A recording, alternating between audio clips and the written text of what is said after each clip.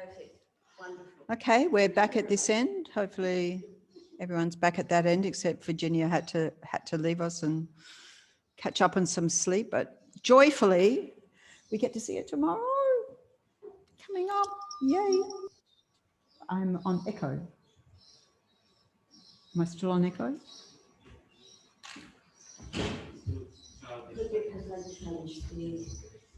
I don't know. Am I still echoing? No, I was momentarily echoing. Oh, okay. It's all right. I'm not echoing anymore. There's only one of me now. Empty of echo. Okay, so just wanted to finish up just a little bit on the four opponent powers. So each one of these four powers purifies one aspect of the karmic result. So regret is counteracting the result similar to the cause in the experience. So we use the example of killing. So from killing, you have the tendency to have a short life, be killed, have chronic illness, and so forth. Reliance purifies the environmental result of having unpleasant conditions in your next rebirth. And the remedy overcomes lower rebirth. So in terms of throwing karma, or yeah. What else is it called apart from throwing karma? Anyway, that one, throwing karma, that's what I'm used to calling it. And resolve, purifying the result similar to the cause in terms of your habituation to do that again and again and again. And that makes sense, isn't it? You're resolving to cut that habit. So you can see that quite clearly, resolving to cut that habit. And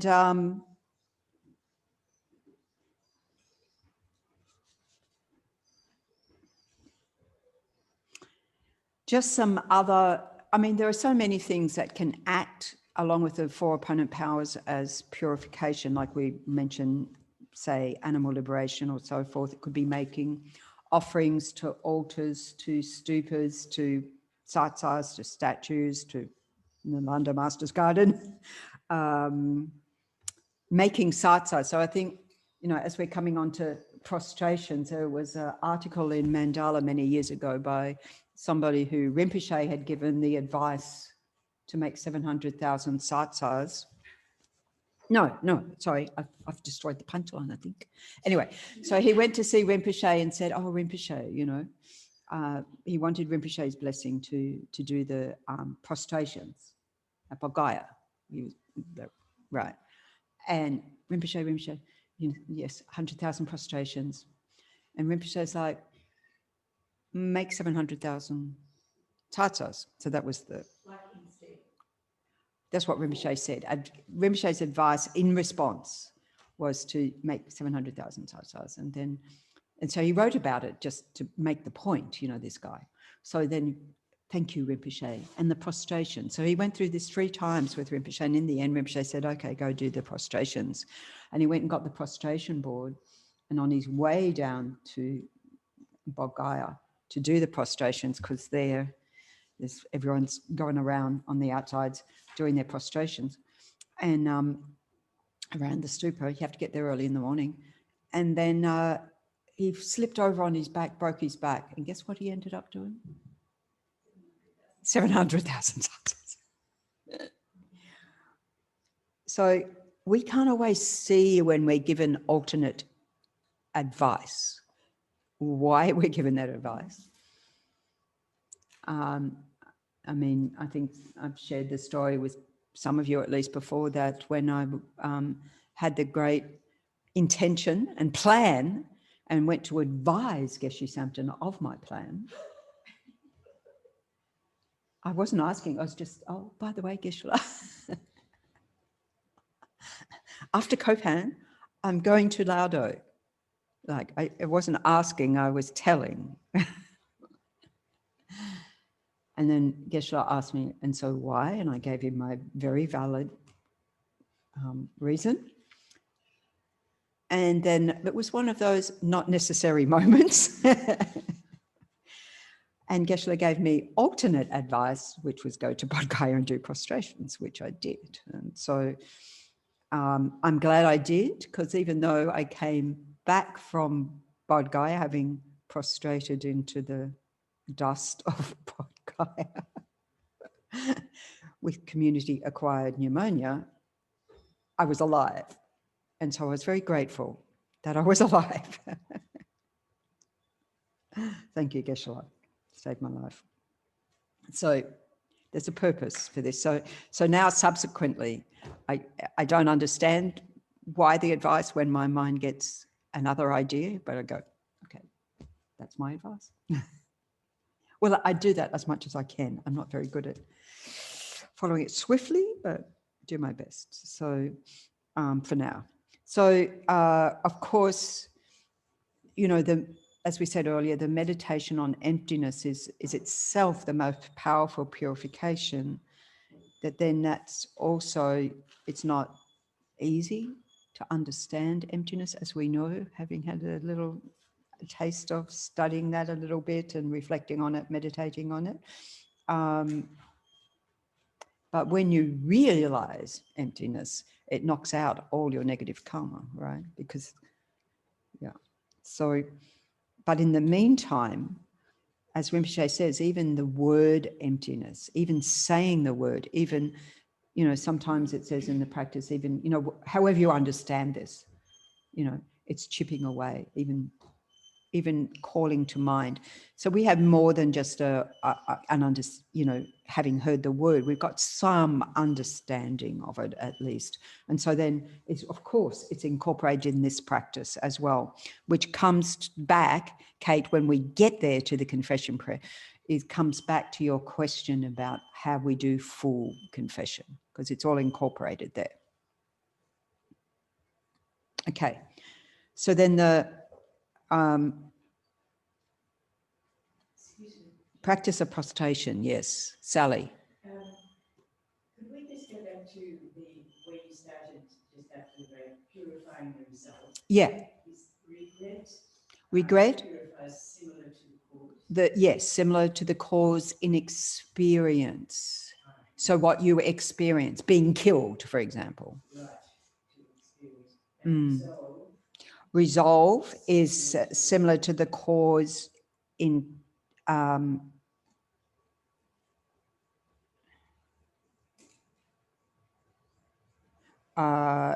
result, doing it again and again. The result is you do it again and again. It habituates you to it. Yeah. Habit. Yeah, because you've made a resolve to break the habit. Yes. Yeah. So resolve and restraint is the same. Yes, resolve, restraint, pledge, promise. So I had 5.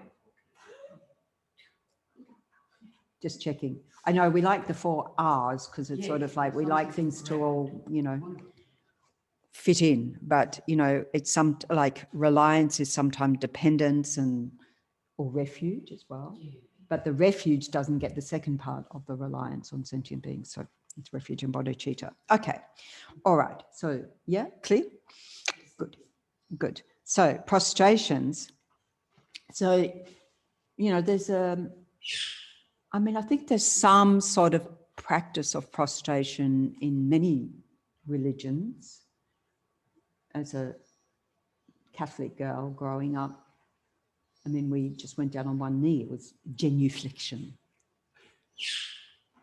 Genuflection. I don't know where the word genuflection came from. Flexion? Maybe it's genuine. It's knee in Latin. Genu is knee. In Latin. So reflex your knee. It's flexion. Flexion. Flex your knee. Meaning flex your knee. In other words, kneel down. Yeah. I like the word genuflection. It just so it's kneel down. Oh, well, reflection. Knee flexion. Knee flexion. Okay. There you go. Let's bring it down to a very mundane level. Kneel down. And then, of course, in Islam, also the practice of prostration. And then in Buddhism, we have very much in, in different traditions, different aspects of bowing or prostration. So I've seen people go down straight on to their knees, tunk, or different ways like that. And so I think everyone's familiar with how we do, correct? Anyone not familiar with how we do? We're all familiar, so we don't need the demo. Thank you very much, Venerable Yangshan offered. Oh, only for halves. For halves. So yes, we put our 5 points, the 2 knees, 2 hands, and the top of the head on the ground. And then, of course, we have long prostrations and so forth. So for this practice, yes, I'll read what it says in the fine print. I think I've got it here. Prostration, how to complete. Yes, 100,000 prostrations to the 35 Buddhas based on the Sutra of the 3 Heaps. We'll come back to that. Confession of a Bodhisattva's downfall and the 35 Buddhas. Yes, Lama Zopa Rinpoche has given extensive commentary, and this book, The Preliminary Practice of Prostrations, is the one recommended that tells you how to do it all. So you can do in a full-time prostration retreat. And I mention that because Geshe-la has put it out there to folks about he's really super keen for people to do nyondro, these preliminary practices. And I'm pretty sure prostrations came up first as Geshe-la's suggestion. So whether, and Geshe-la said, if there's an interest from the student side, so I think it went out on 1 or 2 newsletters. I'm not sure if there was any interest expressed, because that takes about 3 months. I think, at least in the last few years, Tashita offered the prostration retreat. When we were looking at the Vajrasattva retreat last year, initially we were talking to Geshe-la about various different nyondro at that point. Anyway, so Geshe-la is really super keen for people to do, and that he would do if he gets 25 people. So I'm just saying Geshe-la put it out there. A refuge retreat, I think we will do, and we've mentioned that because a certain person's super keen for that to happen super quickly.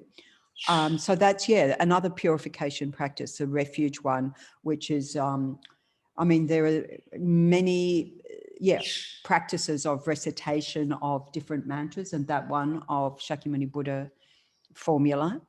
And so how many is it? Yeah, a lot. 500,000? I think that's the mandalas. Mandalas, 500,000. Anyway, so again, 100,000 or whatever you can do in a week or so. So that one is doable in terms of people's time factor, being mindful that it would be challenging for people to have longer. So the optimal way, of course, is always said, to do a full-time prostration retreat. And as the advice comes for this module, especially in somewhere like Bodh Gaya. And the thing is, of course, it's all hypotheticals at this stage because nobody's traveling anywhere internationally, let alone prostrating into the Bodh Gaya dust. But it's one of the power places, and I added a little section in to this weekend on pilgrimage, only because the only sort of actual reading that comes with this module is on pilgrimage, even though that's not one of the requirements for completion. So we'll talk about that later. But so the idea of these power places, as Rinpoche calls them, so the places of the significant deeds of the Buddha, but particularly Bodh Gaya, where the Buddha became enlightened. So they're powerful places means that the power of your practice is even more magnified. How much it's magnified, I'm not too sure. But I certainly know, for example, to have ordination where you'd normally have 4 fully, or like another level upgrade, 4 fully ordained monks. In Bodh Gaya, you have to have 8, right? So it ups the ante. So I'm not sure how much it ups the ante in terms of how much you're purifying in this place. I only have to say that illness can be a sign of, well, not a sign, but it can be also, we can purify through illness, as Chodron Rinpoche reminded me when I was in hospital after that, during that bout of pneumonia. So being reminded that better than eons of hot hells. So what do I know? I wouldn't know if or what I'm purifying. And this is the thing that's so hard to get our head around, because, I mean, there are signs of purification, and we'll look at that a bit later, but it's hard for us to get our head around. So why precisely am I doing this? It's not so intuitive. It's not something of my culture. Venerable Wangmo. A couple of times I've decided, right, I'm going to do Vajrasattva every day, not necessarily to accumulate 100,000 just as practice. Every time I've started, it goes about a week and I get really sick. Do people at home hear that? Hear Venerable Wangmo? So she said, No. every time she starts to want to do the Vajrasattva practice every day, right, determined, going to do it, she gets ill and it gets obstructed, right? Which means your purification is even more powerful. I mean, I'm not a Buddha, but it's one of the ways of thinking about that. And there are many stories like this. I remember one of our nuns who, I can't remember, what did happen to her? She was going to do a particular retreat, a deity retreat, which is mantra recitation, visual, like Vajrasattva. Like, it wasn't the one she was doing, but you're doing the visualization, you're doing the meditation, you're doing the mantra recitation, you're accumulating the numbers and so forth. And normally for that retreat, you could probably do it 3 weeks or so. Well, I don't know. It must have taken her a year at least to even be able to do the retreat, because I think she got something wrong with her leg, and then it complicated, and it just went on. And then another nun who I met when she was going down to Datong Ling, Kangaroo Island, she was going down there to do a year-long retreat to do all these. Well, I understand. I mean, I don't really know what she was doing, but I'm presuming it was to do all the Nyondo, because you usually do a year and, knock a few of these over, sort of thing. And it didn't delay her a long time, but she got a boil. And so that had to be treated. It was on her arm. That had to be treated. So it's having the karma to start, and it's having the karma, like the merit to start is huge. The merit to complete is even more huge. So it's all, we just keep chipping away, right? I figure I must have a lot. Well, I do. I mean, we all have an awful lot to get rid of. We all have an awful lot. I mean, when we look at these prostrations, and this is some of the power of the practice, that in this book, Rinpoche goes through everything what gets purified. And it's very inspiring. And it's very inspiring. I'm just trying to look at I didn't have the page marked of what purifies what.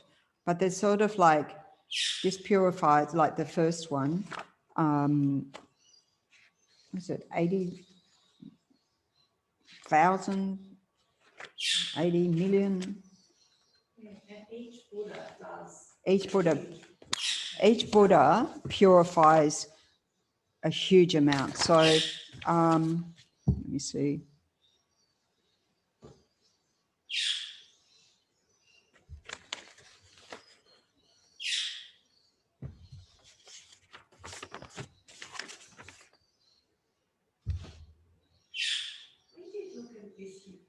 we have looked at it before, of everything that it purifies. I can't sort of, it's not jumping out at me.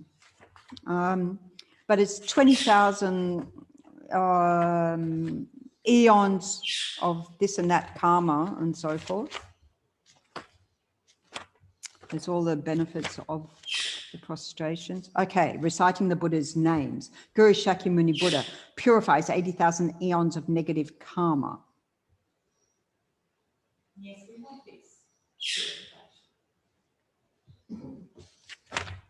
That's the first one. Lama Trompa Tom Dende. That's the first one. Oh, here we go. Yeah.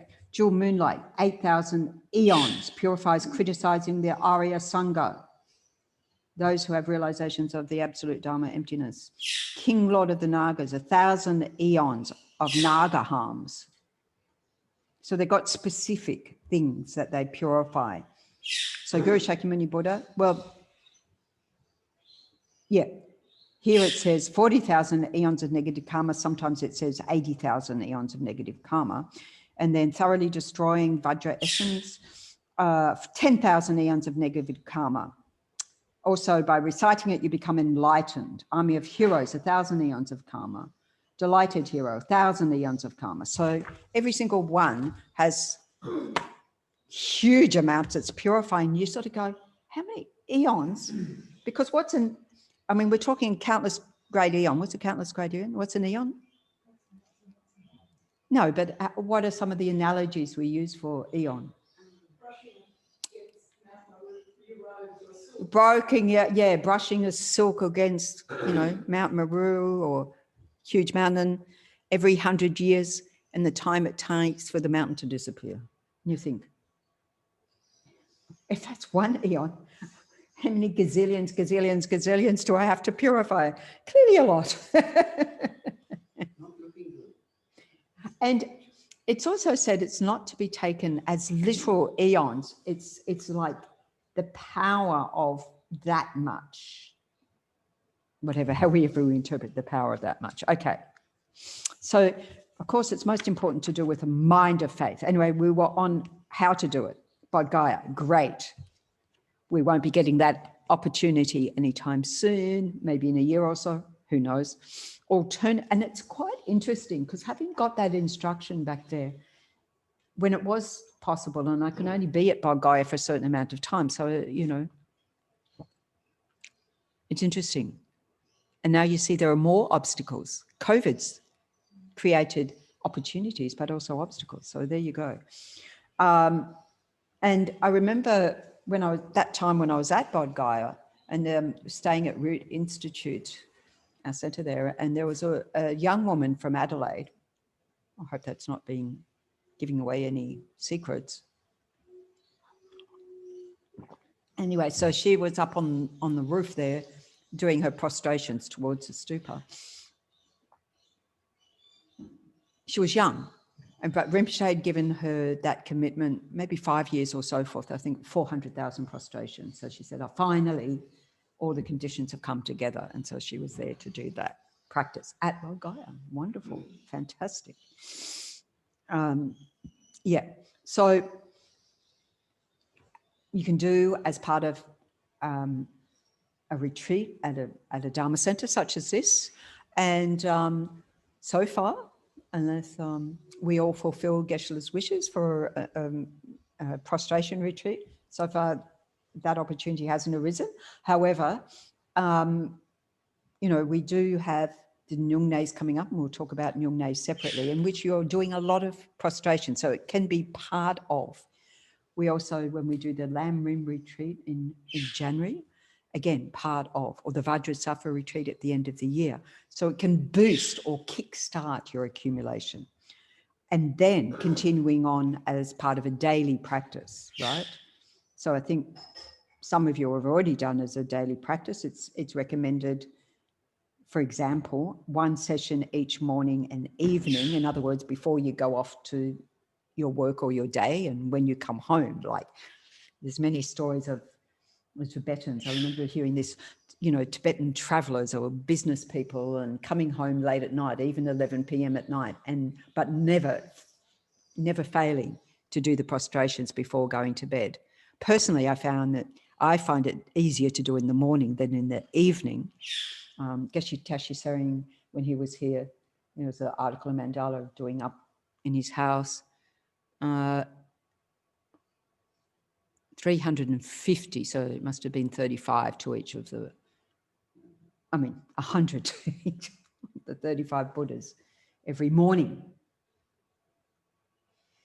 I don't know how many, if he's still doing that many, I don't know. Somebody said, I think somebody indicated might have slightly gone down. But amazing, that to be able to do that. Of course, and then we always, have the example of Lama Tsongkhapa, who did 100,000. So normally the practice is 100,000. He did 100,000 to each of the 35 Buddhas. You start to add that up, because if you add up how much doing at a daily practice, and you think that, I remember students in Sydney saying, I've worked out that'll take me 5 years. Well, get started now then, depending on, and then you take the opportunity to accumulate more when there's retreats and so forth, or put a day in at home or whatever. So 200 to 1,000 each day. Now, I've never worked out how, as a daily practice, you could do 1,000 each day. Obviously, I never did 1,000 each day, except in retreat settings, right? But you can, like 200, so that if you did one set of 3 rounds in the morning, one set of 3 rounds at night, you'd get that in. Yeah.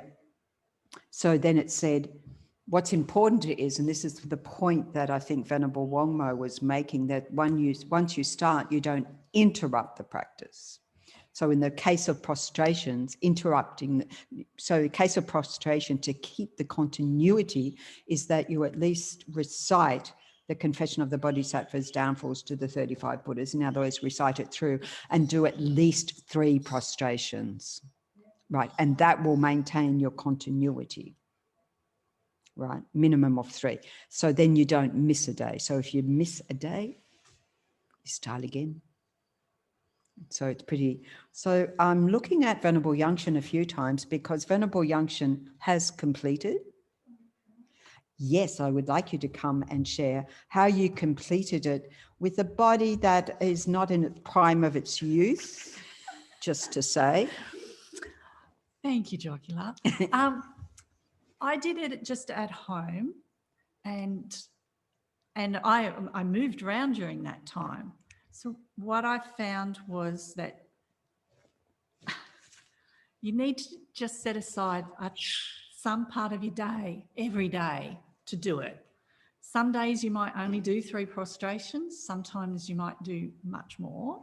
You might do 10 to each Buddha, 350. Just add them up. Wangmo La would know that sometimes I'd get really tired and be really late, and then I'd go, oh, dang, I haven't done my prostrations yet, and I would still do them. You just have to keep going, because I had previously got halfway and lost them, and I didn't want to do that again. And so, yeah, I bought the book. There's a really good audio as well. I think it's Venerable Sarah Thresher. Yes, Venerable Sarah Thresher. And she goes through it, and she very, very clearly pronounces everything. I probably didn't do it in Tibetan, and I was visualising my prostrations. I tried to start doing them as half physical ones, and I would have had to have lived a very, very long time. And Chokilar would have had to live a very, very long time to sign off on them. So, yeah, and I spent a little bit of time making sure that I knew what I should be saying, and I knew I had all the image that I needed, and I was just saying through the practice every day for a little while, a couple of weeks before I thought, now I think I'm ready to start with the prostrations. And I think it took about 18 months. And sometimes... It's pretty impressive. 18 months is very impressive. Oh, it might have been longer then. But yeah, sometimes you could go, oh, I really feel like I could do a lot today. Like it might be a day you didn't have anything else on, and so you might do 4 sessions. Other days you're going to do the bare minimum, but you just keep plodding along. That's how you get there. Thank you so much. Thank you, everybody. And I think that's how most people get there, actually, because, you know, these other opportunities, as I said, don't come on. I mean, you sort of go, who has 3 months, you know? I mean, reality is, I mean, having said that, someone's just come up yesterday, one of the students who normally would be going overseas for a retreat at this time, but of course that's not an option, and so has come here for 2 months retreat. It's wonderful to do 2 months retreat, you know, taking their break from work. So fantastic, you know, because when we have those opportunities, it's like, take them, because I think this year has taught all of us. I mean, I don't know about anyone else, but I think about things with my family and think, I think we should have done that earlier. We could have done that earlier. Now the opportunity is a lot harder to cross the border, you know, but now it's opened up again. So, and then we relax and then could close. Okay. So thank you very much, Venerable Yangchen, because I think that is inspiring to hear, because I know how physically it's a challenge for you to do that practice. I mean, I feel fortunate that I actually also completed the practice while my body was cooperating more than it is these days, and with a similar sort of determination, because it's like you get to a certain number and you're just like, I don't want to start this again. And of course, as Pabonka Rinpoche says, it's not about numbers, you know,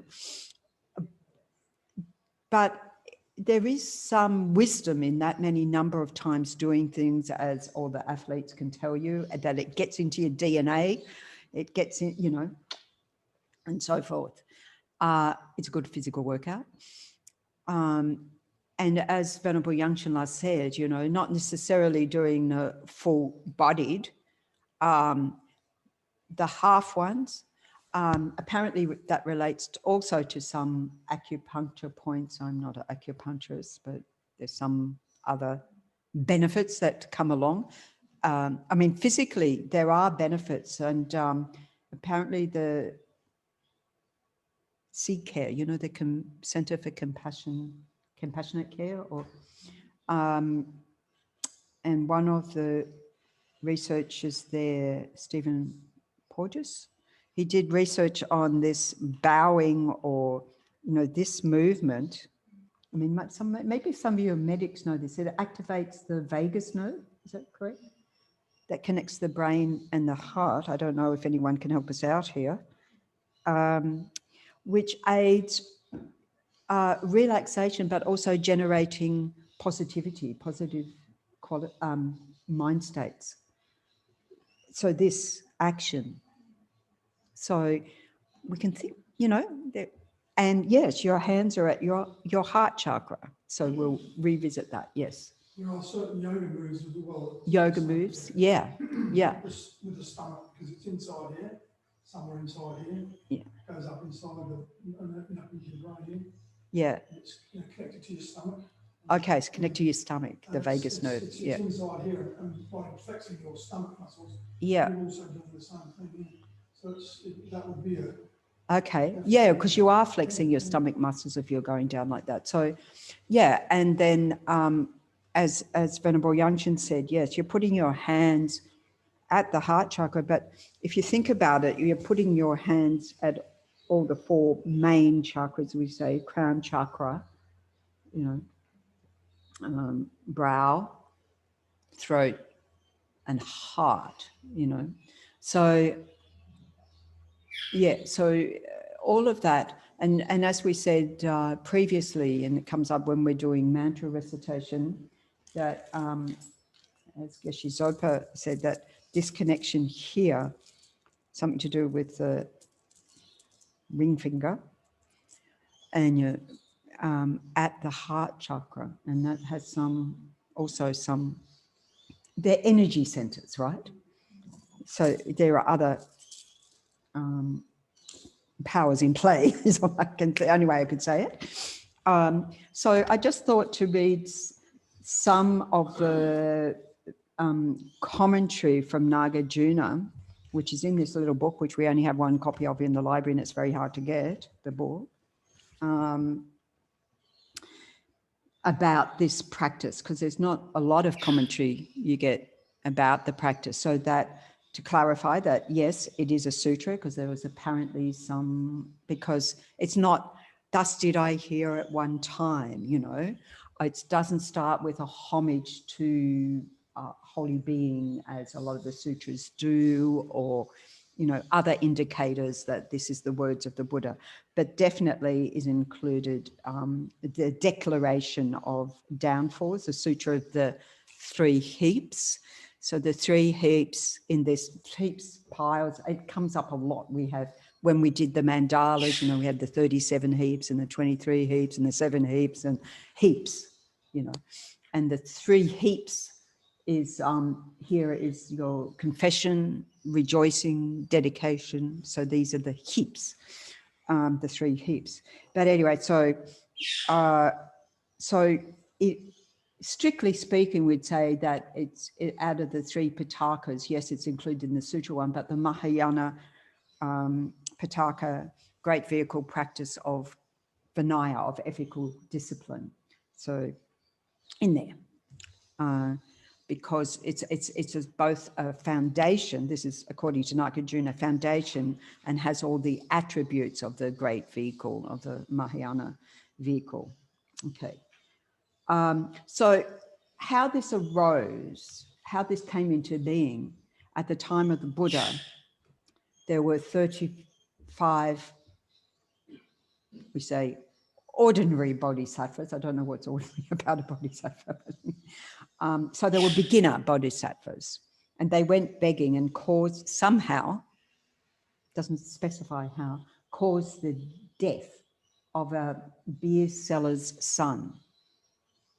Okay. So they requested, the disciple of the Buddha, Upali, to request this sutra from the Buddha.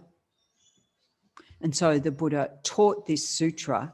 So that's why it's only 35 Buddhas, because confession to the 35 Buddhas, because it was these specific ones who then applied that practice, and through the practice, through doing this, wait for it, once, purified so much, purified all that, okay, that they attained the first bhumi, the first bodhisattva ground, which is direct realization of emptiness. So don't we wish? Yeah, so it's powerful, just to say. So as Nagarjuna says, okay, I'll just read the instruction, shall I?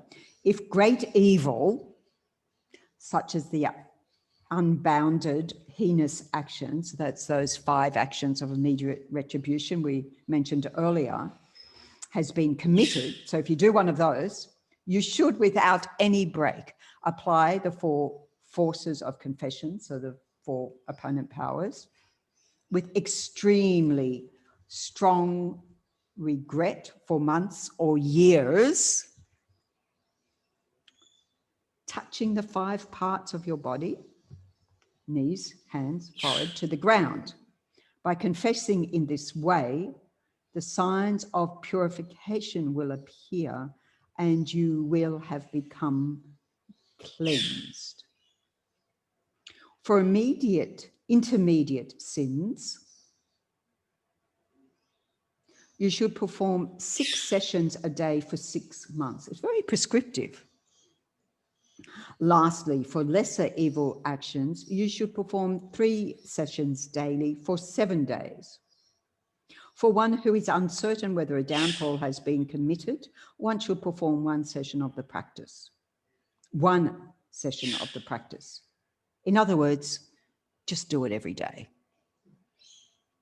Yeah, just do it every day.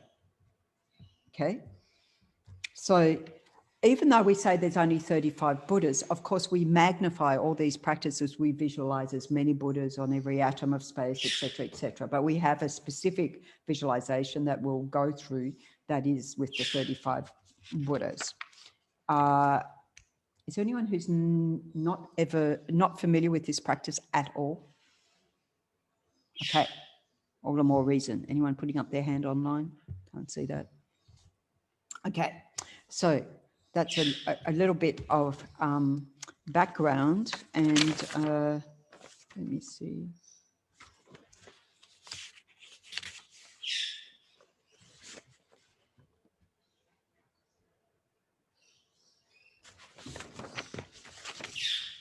Oh, yes, I just thought before we go on, just a little bit more inspiration. The signs of purification. So again, in here, there's another commentary by Geshe Noen Dage, and who says some of the signs of purification.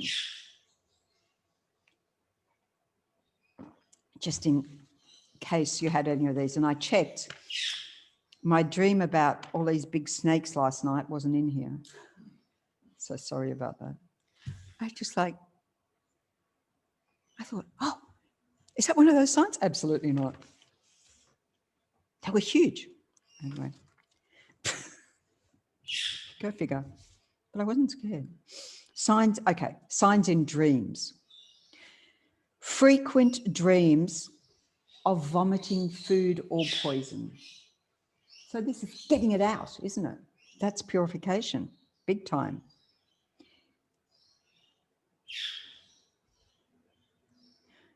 Eating yogurt, drinking milk. So these are the dreams. Seeing sunrise, flying through the sky, and bursting into flames. Okay, just if you happen to have any of these dreams. Seeing something burning, overcoming buffaloes. It was interesting that overcoming buffaloes. Last year, Geshe were teaching on tantric paths and grounds. And I think, yeah, anyway, so before Geshe started the teachings, well, Geshe came in to start the teachings, and he mentioned that the night before he'd had a dream about a yak. And the yak was peaceful. The yak wasn't aggressive. And so he said that was a good sign. It meant we could continue. He said, however, we have to do this protector prayer every day, the one with the buffalo in it. I'm just like, I was looking for one with a yak. And I thought, I can't find one with a yak. Anyway, it's the Dharma Raja, the praise to achieve the inner Kala Rupa. So we recited that every day, just in case, for the Dharma protectors to keep them happy and protect us in the teaching of that, of Geshe in the teaching of that, and us in the students of that. So anyway, dreams of buffaloes. All figures dressed in black, overcoming them. Seeing monks and nuns. I mean, I've heard a few stories of people, and I was just going to say ordinary people. Who do we know who's who? But like approaching the time of their death and seeing this sort of row of monks or nuns and blowing horns, and I'm just like, you're sorted. No problem. Sitting on lion-supported thrones, like a Buddha. Riding horses or elephants. Listening to Dharma teachings in your dreams, okay? If these occur, so this is about frequency, if these occur 5 or more times fairly consecutively, it is a good sign of purification. If they happen just once, it may just be by chance. Drats. An even clearer indication of success of purification is that your intelligence becomes sharper. Because why? Because we're getting rid of the obscurations, literally, enabling you to penetrate deeper teachings with deeper understanding, and daily meditation will increase. So watch out for the signs. It's interesting, when the first time I started to do Vajrasattva every day, Yes. I only got 3 days, and I started got this vomiting thing. I was vomiting every 2 hours for 6 weeks before they worked out what it was. Erosive gastritis. So the first time, Venerable Wangmo is sharing the first time that she started to do Vajrasattva, she was vomiting for 6 weeks.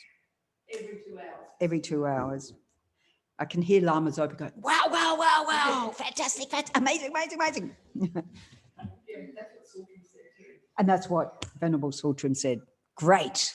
I wasn't saying that.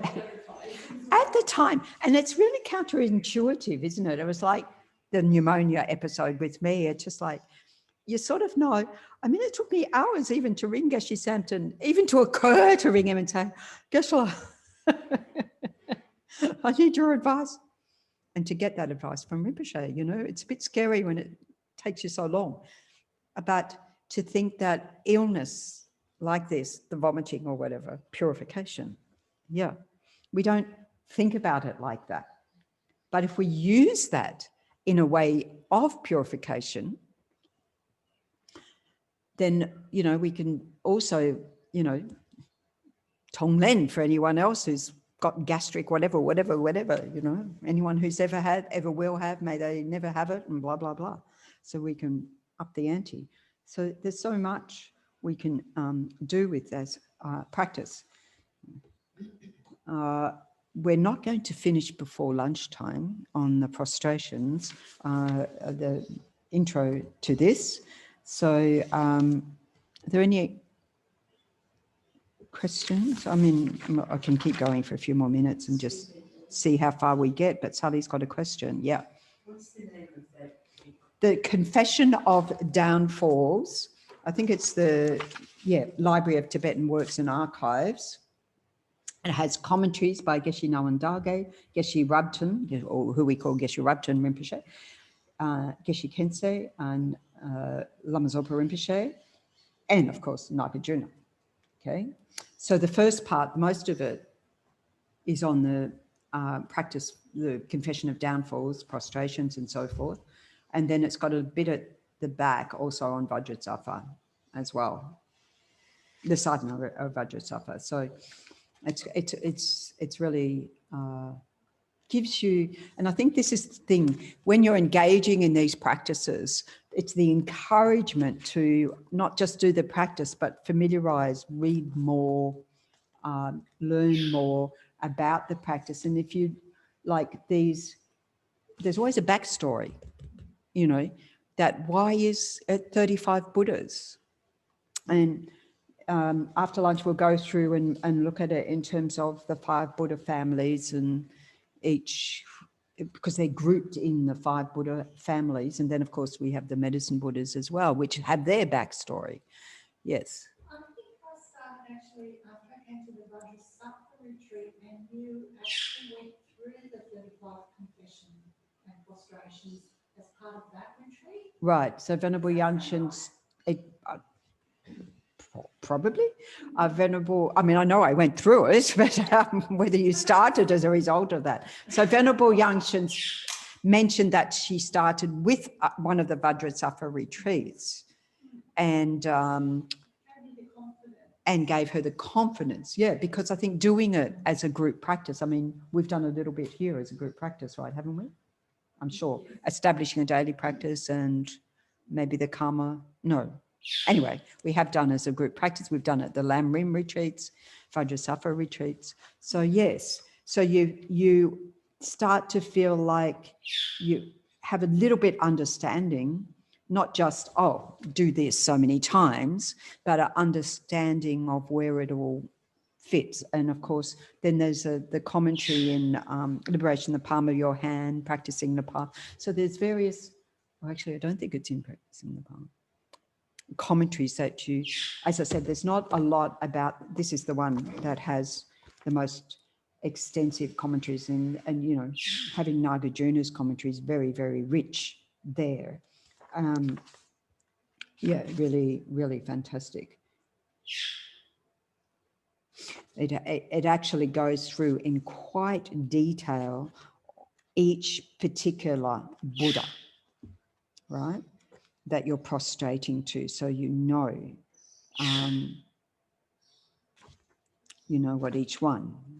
The one thus gone means the Buddha teaches thusness, the true nature of reality through the force of his speech, and that he has cognized that he's gone to thusness and is above all others. The photo, oh no, that's just, sorry, that's correct. Oh yeah, this is all the Buddha, the photo story. So this is all just looking at that Lama Chompa Chom Dende page in the retreat book.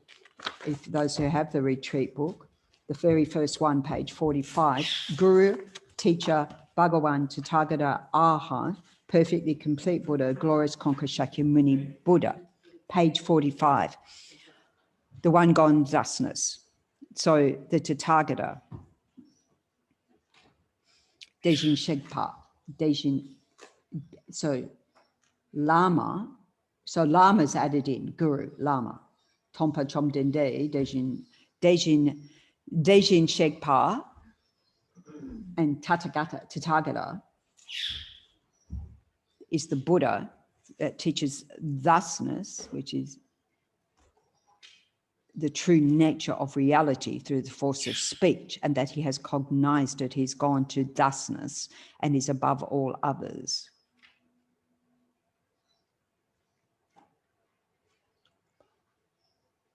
The foe destroyer, Yachompa, the Buddha has slain the foe of conflicting emotions and the obscurations to omniscience. This attainment makes him superior to the Arya Bodhisattva. Perfected teacher, Bhagawan Tathagata Arhat, perfectly completed Buddha, in other words, perfectly completed Buddha, means he will not lead you into wrong views. This quality makes him higher than a person in cyclic existence and a lower vehicle follower.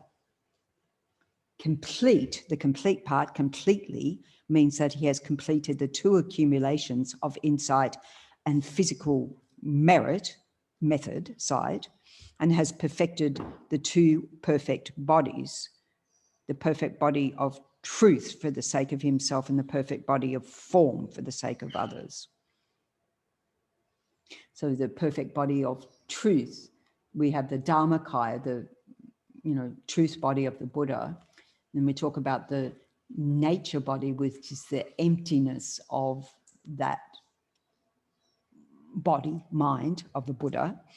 And then the two perfected form bodies, the Nirmanakaya, and then there's some for our benefit, arising in the form of our gurus and so forth, Shakyamuni Buddha in this world system as well. So, and then the Sambhogakaya, the enjoyment body, we say, for those with the realization of empty, those Arya beings who can perceive that very subtle form. So, so every single aspect, fully awakened, doesn't say fully awakened there. Lama Chompan Tom Dende, Deshin Chepadra Chompayang, Dapat Sangye, that part signifies the two aspects of total accomplishment of having abandoned the emotional afflictions and their imprints. So the two afflictive obscurations, cognitive obscurations. So the sun and the gay of having, possessing insight into primordial awareness, having being a fully awakened being with all the qualities fully perfected. So every single bit has meaning, and this commentary goes through every single one of those in great detail. So you get to know a lot about them. And then, of course, with this, so with what they purify, every single one, what it purifies. And we have I'll just mention one more thing and then we'll go to lunch and then we'll continue on with this afternoon. But on page 48, those who have the retreat book, the very last of the 35 Buddhas, to Tathagata Arhat, perfectly complete Buddha, King, Lord of the mountains, firmly seated on jewel and lotus. So I don't know if you've got this bit stuck down.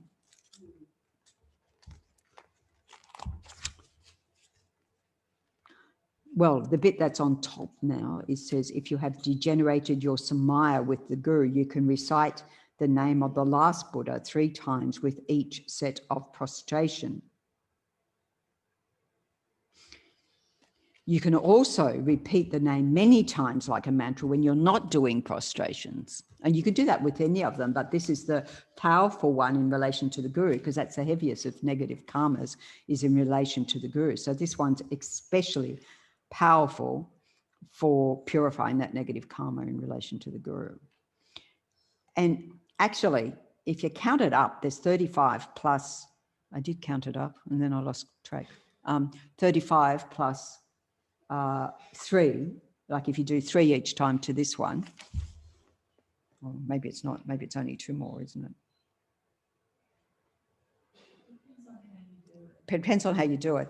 But anyway, I figured that was, if you do that as your count, then that gets you that 10%, extra 10%, you know, that you have to do. But then we have the medicine Buddhas anyway. So either way, you're covered. You're totally covered because you do the medicine Buddhas 1 time through. And so by doing the 3 sets, you've got your extra 10% every time you do it, if you're following me.